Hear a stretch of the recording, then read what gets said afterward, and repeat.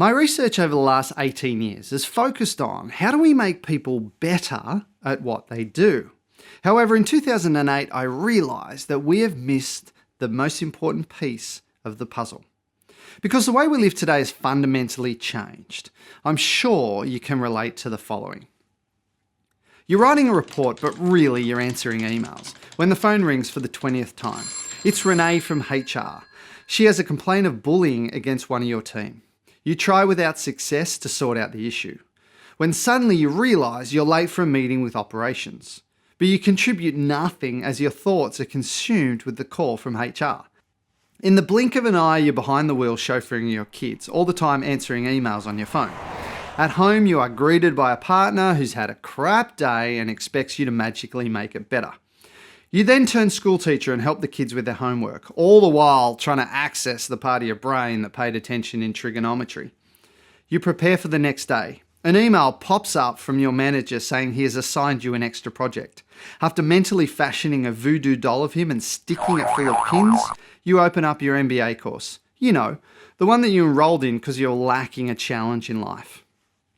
You pour yourself into bed. Your partner decides now is the time to discuss issues in your relationship. After resisting the urge to suffocate them with your pillow, you pass out. You wake up drooling. A small child is standing next to you saying, "There's a monster in my room." As you tuck him back in, you hope there is a monster in the room and they kill you now. The alarm clock flashes 4:30 a.m. Only 1 hour and 30 minutes till it all starts again. We can't work any harder. We can't fit any more in. Time management is dead and there's no boundaries between work and home anymore. Our life is spent rapidly transitioning between different roles and environments, each requiring us to be different things to different people. But my research is showing that we're struggling to be this adaptable.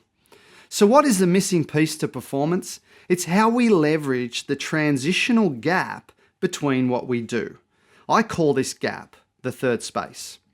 The new competitive advantage in business and life is the ability to transition rapidly, to be resilient and get over what you've just been through, and then show up with the right thoughts, emotions, and behavior that gets the most out of what is coming next.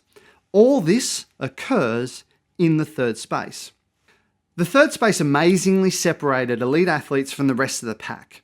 You know, there's very little difference between top tennis players in terms of speed, accuracy, and power during the point.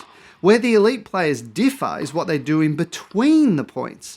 In the third space, the best players reflect on the previous point and put it behind them. They relax deeply to calm their mind and conserve their energy. Finally, they focus their mind and emotions to be at their best for the next point as they transition into it. It's not what the elite players do during the point that makes them the best, it's what they do in between the point. You know, one of the biggest challenges we face is we have a terrible day at work and we bring that mindset home with us and take it out on our family. In a research project I led with Deakin University, we got people to do 3 very specific behaviours in the third space between work and home. They were called reflect, rest, and reset. After a month of doing this, we saw a whopping 41% improvement in behaviour in the home. You know, improving your relationships is about how you transition between work and home. Even my consulting work with corporations, I found the third space helps salespeople get over a rejection and transition into the next call or appointment with enthusiasm and optimism.